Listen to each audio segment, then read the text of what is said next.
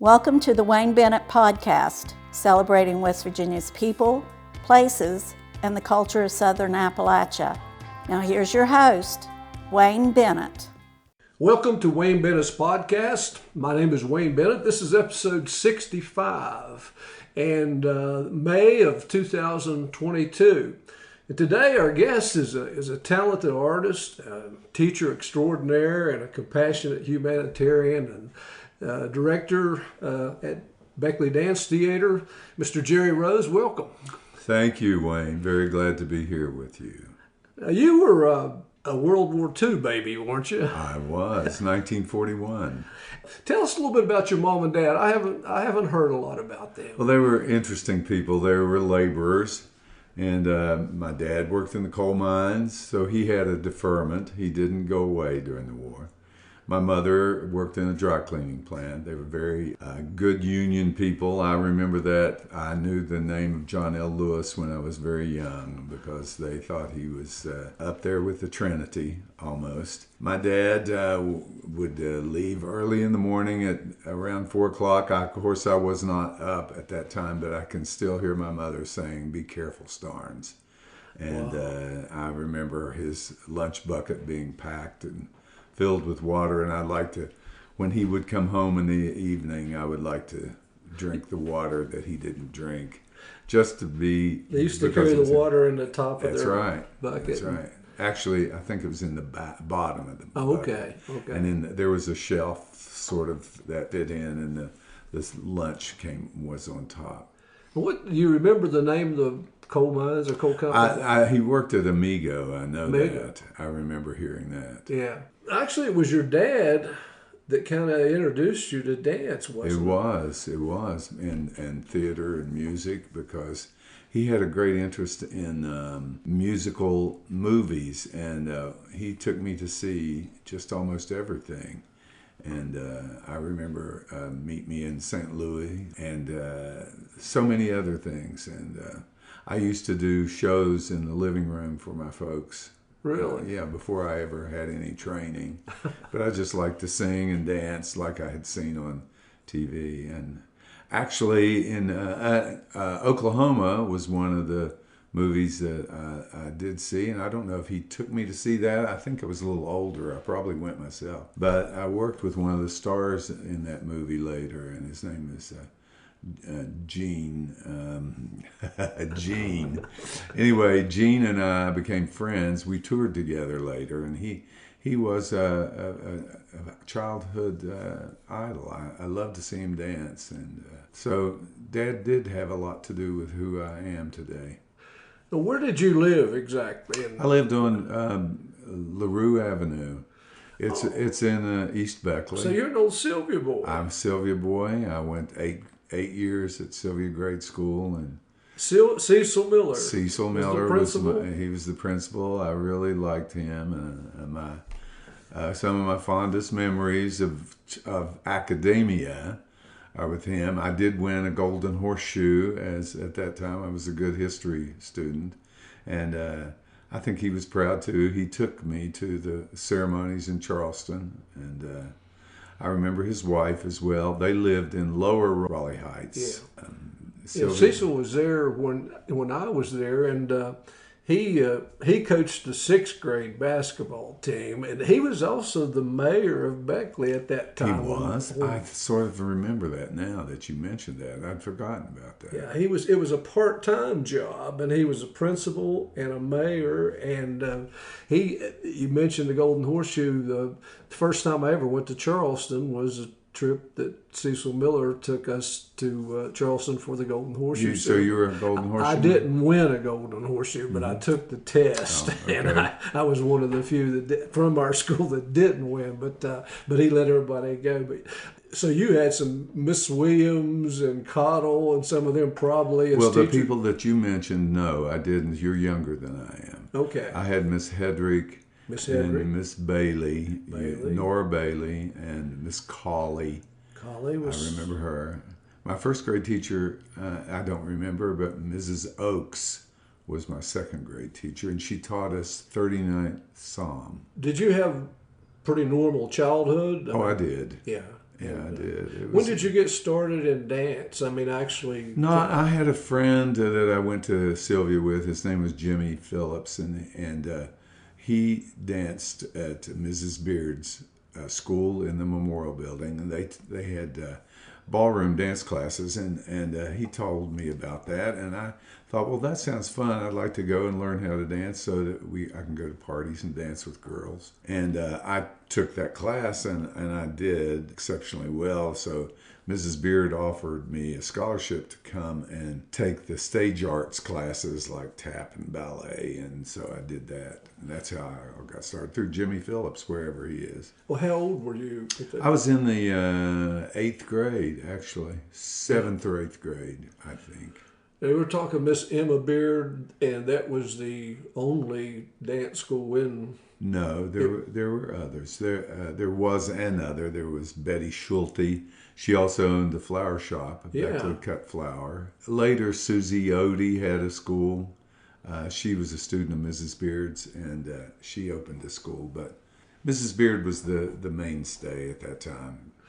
A lot of younger people don't realize that the old Memorial Building was the place where the plays and musicals and things was put on, and before it became the YMCA, they had seats, wooden seats on the balcony and the bottom. And I remember the first show that I ever went to there was the Lincoln Elementary Minstrel, and that was probably the first show, my first show business, directed by, I can't think of her name right now. It's coming, but anyway. Well, I had a neighbor, Harry Poling, was in that show, and that's why I went. And then later, of course, this wouldn't be legal now, but later, Sylvia School, they took the students, I think I was in about the 6th grade, and we walked from Sylvia School to the Memorial Building and watched the Passion Play before Easter. That's fantastic. And of course, they wouldn't do that now, but no, but that was a really good trek.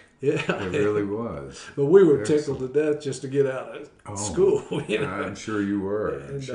But now, is that where you met your wife, Sherry? No, well, at the dancing school. Yeah. Yes, she was a student there, and of course, she was far more advanced than I was. Still is. And later, when we were in Beckley College together, Mrs. Beard sent Sherry and me to Princeton, West Virginia.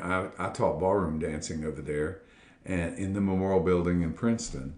And Sherry taught children tap and ballet. And we weren't a couple at that time, but we knew each other. As a matter of fact, she was pinned at that time to a man who became my personal attorney right now. So that started our romance and our life together, which we've been together about 65 years. Wow, that's great. Now, what was her maiden name? Evans. Evans. And her dad owned Beckley Wrecking, Buddy Evans. Oh, okay. Buddy and his more famous sister, Louise Crook. I don't know if you know Louise Crook. She was one of Beckley's characters. And a very engaging personality and very exploitive of the time. She was a driver in a Powder Puff Derby. She was a mechanic. She was everything, and extremely well spoken, and had fabulous handwriting, I remember. Really? Yeah. I can remember her looking at my car one time, and she came out in coveralls and smoking a cigar. Oh yeah, that's Louise. That was Louise. But now, let's go back when you went to high school. What are some of the things you were involved in high school? Well, I was in the band, and Glenn Salick. With Glenn Salick, who was one of the major influences of my life. I learned discipline from him in the arts, and actually how to deal with other people, because he commanded respect. Nobody in my life that I can really think of commanded more respect than Glenn Salick. Everyone deferred to him, and I give him all the thanks, and I appreciated what he did for me. Also, he taught me well. I became a pretty proficient player of the tuba, Oh, which yeah. is the sousaphone, actually. Learned a lot about organizing people in a big space, which as a choreographer I have had to do all my life. I never worked with as many as he did, and when he would stage shows for 130 people on the football field, that really gave me a good start in managing dancers on stage. They went to Chicago, played in in front of professional games. And Miami. I think they went to the Orange Bowl back when that was a Right. trip, you know. Yeah, absolutely. Unbelievable. And I've seen videos that they were magnificent. And that's the only word you can use. It gives me chills to see 130 people executing such intricate formations and playing so beautifully. And he was a genius and an artist. He was one of my favorite people in life. Were you involved in did they have school plays back then? Or? They did, and the only really dramatic play I was in, my English teacher, Mrs. Vask, cast me in a play, and it only had 3 characters in it: Chippy Newman and Peggy Richmond and myself. Now, Peggy is still around. I see her once a month. My class has luncheons all the time. Chippy is married to famous actor David Selby, who was Quentin Collins on Dark Shadows. And we've crossed paths several times since then because David and I worked together for years in Hunting the Rock, and we became friends and still are friends. And in this play, I still remember doing it at the Woman's Club as well as at Woodrow. Chippy was my new wife because I had amnesia, and I had been married formerly to Peggy Richmond. But when Chippy came on stage, dressed in all this makeup and very flamboyant outfit, I still can remember I could hardly keep from laughing. So that was my first dramatic role in life. You mentioned Mary Vass. She was, and I've said this on previous programs, she was my 12th grade English teacher. Right. And it was near the end of the 12th grade, and a lot of the other students were talking about, going where they were going to go to school and this and that. And I was in a pretty advanced class. Not that I was advanced, but we had 3 or 4 valedictorians in our class. And anyway, it was in the spring, and I was seriously thinking about going into the Air Force because I came from a single parent family, didn't have a lot of money. But it was during the Vietnam time, and I wasn't sure I wanted to go into service. So she asked me, she said, "Well, Wayne Bennett, what are you going to do when you get out of school?" And I said, "Well, I don't know." I said, "I'm thinking about going to the Air Force, but I really don't want to, but I don't know." And she said, "Well, you need to go to college and study English because you'd make an excellent English teacher. Don't take phys ed, be an English teacher." And I did. That's all it took was that. And I never got to thank her for that.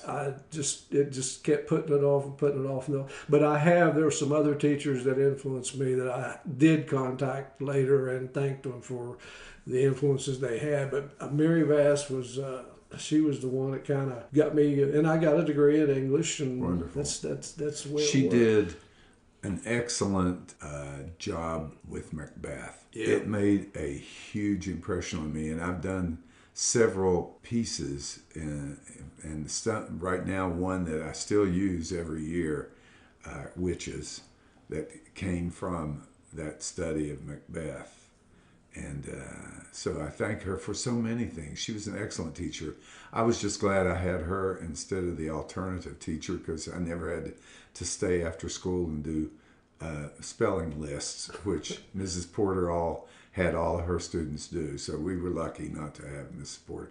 But she, too, was an excellent teacher. Mm-hmm. You graduated in the class of 1959. 59, yes. Now, you were voted the most talented, I think, during that class. Yes. However, it's kind of funny, the best dancer was Betty Greer. Yes. What She's did she... still a friend of mine. Well, let me just say this. You weren't allowed to take two things. I also got that. So I chose the most talented. Betty's very talented in both ways as well. We're still very good friends. We speak together a couple of times a week. She lives in Florida now. And we hope to see her soon in our next reunion, which will be in 2000. It's not a reunion, actually. Yes, it's the reunion. Our class does something strange. We have a birthday party. Every big milestone, we just had our 80th birthday party. Really? So it is our, yes, so 2024 is our next reunion. So I hope to see Betty then. So. Do you remember this description, artistic dancer, persuasive romancer? Yeah, I think I fulfilled it both. That was underneath your picture yes, in the yearbook. Yeah, yeah. Now, you say you were helping, when you graduated, you were helping Miss Beard, and you and Sherry were going to Princeton and teaching classes. Your first professional gig, though, was Honey in the Rock. It was. How did that come about? Well, do you know the West Virginia Historical Society came into being, and Kermit Hunter wrote the play Honey in the Rock, and we were in the original cast. And Maggie Newman was not listed as the choreographer, but honestly, she was. She was a member of the Paul Taylor Company, which is a very famous company back in that day. I've heard of June Taylor. Yeah, well, they're not related. Okay. But Paul Taylor, and we had other, and I'll mention this if the conversation goes along that way, some other connections with Paul Taylor. But Maggie influenced me greatly because she was my first influence in modern dance, and she was just the most wonderful person. And as far as I know, I spoke with her a couple of years ago. She's well into her 90s, and she still teaches at NYU. Just a very extraordinary person. And the other connection that I was speaking about is one of my boys, Peter Frame, became principal dancer of New York City Ballet. There was a ballet called Episodes that Martha Graham and George Balanchine collaborated with back in the 60s, and Paul Taylor danced the lead in it. Well, my boy, Peter Frame, whom I loved, and he is no longer with us, was chosen by Mr. Balanchine to do that role. So he was coached by Paul Taylor. So they became very close. Anyway, Honey in the Rock started so many things. Actually, Sherry and I worked together in that show, as many of the local dancers did. But there were other dancers that were brought in from New York City to dance with us, and they became an influence in my life. And they talked to us and persuaded us that we needed to leave and come to New York and take our chances auditioning. And that's what happened years ago. Today, dancers go to college for dance. In those days, if you went to college to dance, it meant you weren't a dancer. It meant that you wanted to teach. So at that point, we didn't want to teach. We wanted to perform. Now, was Yul Cornett? He was not in the first. He came later. Came later. And there was a Benjamin guy that he came later as came well. Later too. Now, who was in the first cast? Chris Sarandon, who became a very well-known actor in Hollywood, and David Selby. Yeah. And they were both friends of mine. Who was the director of the Dean Goodsell was his name, and Dean was a very, we would say, he had a lot of affectations as a director. One of these people who wore a coat in a certain style. Of course, directors looked like everybody else today. They wear jeans and sweatshirts, but not Dean. Dean always dressed with an ascot and drove a Mercedes convertible to rehearsal. And so he was quite he had the aura of theater, which is kind of fun. I like that. I like that period. I do. I guess I'm a product of that period. Maybe I don't look it now because I don't drive a Mercedes, nor do I wear ascots. So. Well, now you were invited to go to New York, and you and Sherry aren't married at that No, time. we're not married And at that time. so you go together, and Yes. you were involved with the New Jersey Cirque. Was that? We did. Yes, that came later after we auditioned for that. Okay. But going to New York was a big situation because we were not married at that time. So going back to Louise Crook was assigned to go with us to make sure Sherry had a respectable place to live, and she lived in a hotel for women. And I lived in the Lancaster Hotel, which was a few blocks away from this hotel for women. And I can't remember. Of course, it's only been 60 years ago. But I can't remember the name of that hotel. But anyway, Louise had to go to make sure everything was hunky-dory. And we went to auditions. We went to a lot of auditions for so many different things in New York. That's what dancers do. Are your parents supporting you some then, or how do you actually? They were. The parents were supporting us, and we also had money that we had saved from dancing in our first professional gig. We did audition a lot, and we were lucky. We got a job pretty quickly. I remember one interesting thing about that time we spent in New York. Of course, you don't expect anybody in New York City to ever hear from Beckley, West Virginia. But while we were there was a huge snowstorm in October in Beckley, West Virginia. It was on the front page of the New York Times. Wow. And I talked to our folks, of course, frequently. Not every day because it was expensive, long distance, but we did talk to them. Sherry's parents moved in with her grandmother. And my parents, luckily at that time, we still had a coal furnace. It was a big furnace in the basement where you shoveled and fed that, and it had ducts to all parts of the house. And so they were pretty warm, but it was interesting to see our town in New York City. Was that the first time you'd ever been to New York City? Oh, no. We'd both been there for several different occasions, not even together, but yeah. We had been there with Mrs. Beard. So you weren't exactly bumpkins. No. Well, I don't know. I think we were pretty much bumpkins, but it was kind of fun to be bumpkins. How long were you there?